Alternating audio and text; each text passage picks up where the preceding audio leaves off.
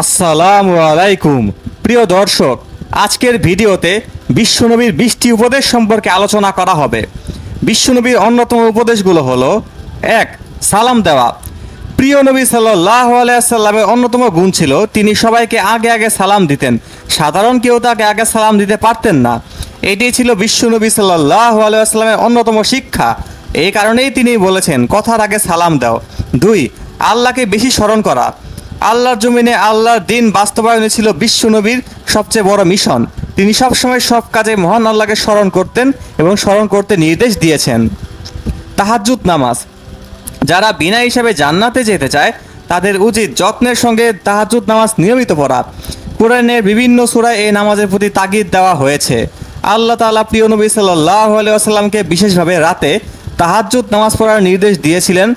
আল্লাহ তাআলা বলেন, হে চাদর আবৃত, রাতের সালাতে দাঁড়াও কিছু অংশ ছাড়া। সূরা মুজাম্মিল আয়াত 1-2। 4. নামাজ পড়া। নামাজ ছিল প্রিয় নবী সাল্লাল্লাহু আলাইহি ওয়াসাল্লামের জীবনের শ্রেষ্ঠ ইবাদত ও আদর্শ। এমনকি তিনি যখন কোনো বিপদে পড়তেন সঙ্গে সঙ্গে তিনি নামাজে দাঁড়িয়ে যেতেন। 5. নীরবতা পালন। তিনি দীর্ঘ সময় নীরব থাকতেন। আল্লাহর কাছ থেকে ওহী ছাড়া কোনো কথা বলতেন না। এই কারণে নীরব থাকা বিশ্বনবীর অন্যতম সুন্নাত ও ইবাদত। 6. কম হাসা। তিনি কম হাসতেন, কেননা বেশি আসলে মুমিনের অন্তর নিস্তেজ হয়ে যায়। তিনি নির্দেশ দিয়েছেন, তোমরা বেশি বেশি কাঁদো, অল্প অল্প হাসো। 7. মুচকি হাসি। নবীজি মুচকি হাসি হাসতেন। এই হাসি অনেক উপকার বয়ে আনে।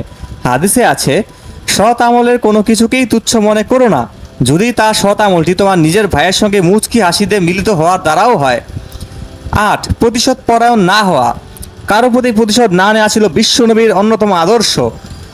কঠিন কোনো অপরাধ না থাকলে অপরাধীকে ক্ষমা করে দেওয়া উচিত। কেউ অপরাধ করে থাকলে ধৈর্য ধারণ করা উচিত। 9. আঘাত না করা। বিশ্বনবী কাউকে আঘাত করতেন না। শারীরিক আঘাত দূরে করা, তিনি কথা বা আচরণ দিয়েও কাউকে কষ্ট দিতেন না।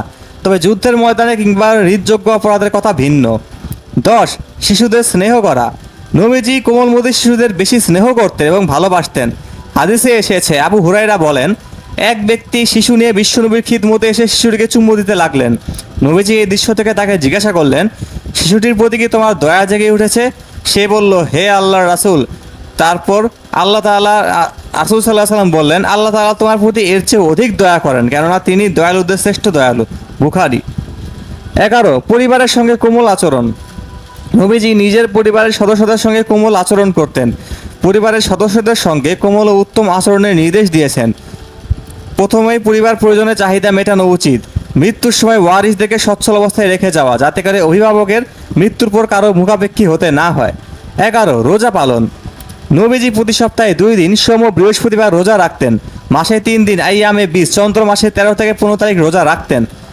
বা 13. মেসওয়াক করা। রাসূল সাল্লাল্লাহু আলাইহি ওয়াসাল্লাম প্রত্যেক দিন ঘুম থেকে উঠে মেসওয়াক করতেন, প্রত্যেক অজুতে মেসওয়াক করতেন। হে আল্লাহ, আপনি আমাদের প্রিয় নবীজির সবগুলো গুণ মেনে চলা তৌফিক দান করুন, আমিন।